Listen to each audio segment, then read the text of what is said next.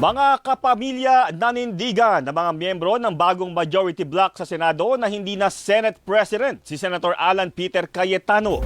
Sinabi sa DZMM ni Senate Majority Member Senator Erwin Tulfo na nabakante ang posisyon ng Senate President at nagkaroon ng balasahan sa chairmanship ng mga komite matapos makabuo ng quorum na may 12 majority senators alinsunod sa naunang desisyon ng Korte Suprema.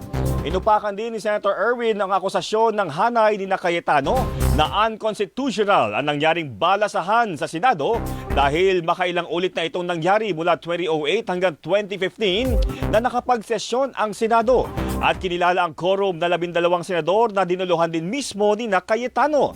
Pakiusap ni Tulfo sa bagong minorya, balikan ang journal entries ng Senado. Hindi na po, bakante na po yun.